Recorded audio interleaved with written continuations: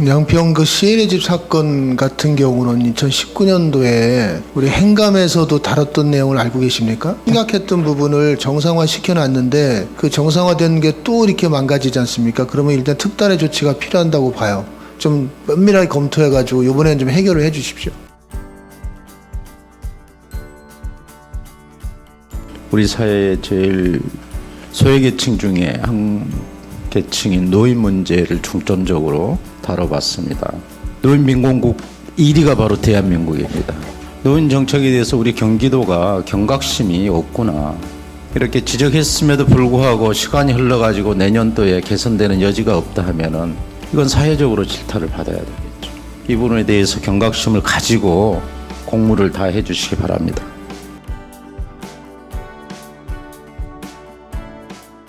SIB 소송 관련해서 드리도록 하겠습니다. 소송 비용하고 벌금은 누가 내나요? 저 지금 막대한 손해를 보였잖아요. 근데 그게 특별한 손주한 과실이 아니다? 지금 직원들은 그대로 근무를 하고 있고요. 안타깝습니다. 제가 보기에는 지금 뭔가 우리 기재수사님이 뭔가 굉장히 착각하고 계신 것 같아요. 이런 사건은 다시는 일어나지 말아야겠고, 공중윤리기강에 굉장히 해이져 있다는 거, 지방자치단체가 너무 방만하게 운영하고 있다는 것에 문제인 것 같습니다. 시군구 31개 시군구 치매 안심센터의 종사자 수인 것 같습니다. 2022년도에는 744명으로 나왔습니다. 그런데 2021년도에는요 802명이셨어요. 종사자 1인당 관리 대상자 수가 155명에서 180명으로 늘었습니다. 내가 치매인가 이제 알아보고 싶어서 이제 갔는데 방문했는데 서비스가 질이 좀 낮아질 수도 있잖아요. 그 치매에 관련돼서도 조금 더 종사자 수를 조금 늘렸으면 좋겠다는 생각이 일단 들어서 말씀을 드리는 거고요. 그 ESG 경영에 대해서 원장님 얘기 들어보셨죠? 그 아직도 그 ESG 경영에 대한 방향을 제대로 모색하지 못하고 있구나. 구석구석 노력은 하고 있고 좋은 평가는 받고 있으나 아직도 공공의료에서 나타나는 ESG는 정확하게 표방하지 못하고 있는 부분도 있다는 말씀 좀 드리고 싶은데요. 내년도는 최소한 이 ESG 경영에 대한 부분들을 좀 명확하게 지표를 가지고 준비해 주셨으면 좋겠다는 말씀을 좀 드리고 싶습니다.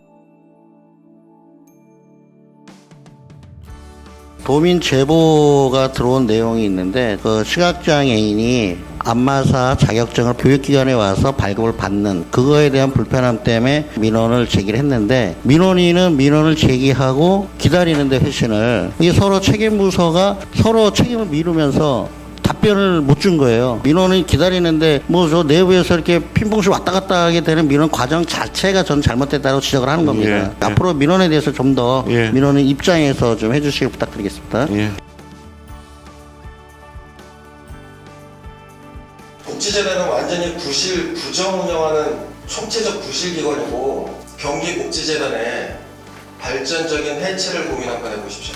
연구기능은 연구원은 경기연구원으로 일관하시고 복지사업은 사회서비스원으로 재정사업은 다시 본청으로 되돌리는 것이 경기도 복지 발전에 더 큰 도움이 될 것 같습니다.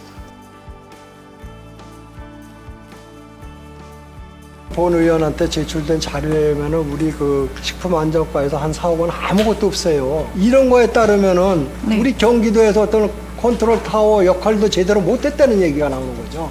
이거 될 일입니까? 이래서 되겠어요? 방금 국장님이 업무 보고하셔서 좋은 말씀만 업무 보고에 하셨지만 실질적으로 내부로 들어가면 이렇게 지도 점검 하나도 제대로 이루어지지 않고 있다는 게 우리 도민의 피부에 와닿는 실정이라는 얘기죠. 우리 도민들이 실질적으로 안전한 그 먹거리 제공을 위해서 아까도 말씀드렸지만 절두절미한 어떤 그 계획을 세우셔서 좀 이렇게 실행해 주시길 바라고요. 금방 말씀드렸다시피 그런 그 어떤 인센티브 같은 것도 적용하는 것도 한 방법이라고 저는 생각합니다.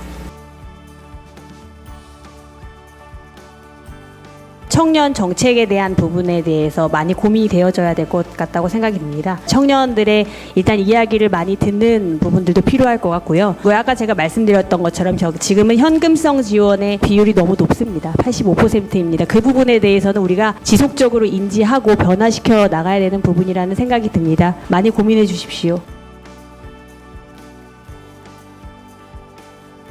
자살 예방을 그 복지 시혜를 줘서 이걸 어떻게 완화할 거냐까지도 이게 범위를 넓혀서 가야지 그 부서에서 필요한 정책만 만들어서 해갖고는 자살률 세계 1위, 그 다음에 1년에 3,280명이 경기도에서 귀중한 도민의 생명이 매년 사라져가는 이게 비율이 문제는 점점 더 높아지고 있는 데 있거든요. 그래서 이런 부분은 부서 간에 연계해야 될 아마 정책이 저는 대부분일 거라고 생각이 듭니다. 행감 이후에는 그런 부서 간의 공조 체제를 잘 가동을 해서 이게 정책을 자체 경기도에서 어떤 모범적인 정책을 이제 만들어야 될 시기가 아닌가. 그래도 어느 지역에서나 실효를 받을 수 있어야 된다고 생각을 하는데 그 부분에서 지금 많이 취약적으로 약해지는 부분들이 지금 경기 북동부 지역이거든요. 그 제7기 2022년까지 지역 보건의료계획을 봤거든요. 여기에 실태조사한 내용을 보면 이 실태조사한 내용과 이 계획을 수반하는 목표 설정하는 부분들이 이어져야 되는데 그것이 너무 광범위하게 이어진다라는 부분들에 대해서는 지적을 안 할 수가 없고 취약지구에 대한 부분은 별도에 대한 계획 수립이 필요하다고 봅니다. 보건건강국 자체에서라도 별도 계획을 수립을 해서 좀 제출해 주셨으면 좋겠습니다. 손가락 골절에 발가락 골절을 추가로 놓으면 추경을 세워서 넣어야 된대요. 보험회사한테 3년 동안은 96억을 주면서 쓴 비용은 35억이에요. 근데 무슨 추가 경정을 또 세워서 손가락, 발가락 추가로 진단을 넣어야 되는 거죠? 아직까지 그걸 해결을 못 한다는 게 저는 납득이 안 가요. 제가 보기에는 그 대형 보험회사가 횡포밖에 보이지 않아요. 시민들하고 약속한 거잖아. 이런 복지를 만들었다. 이용해라. 그래서 이용했더니 못 되면 안 된다고 안 준대요.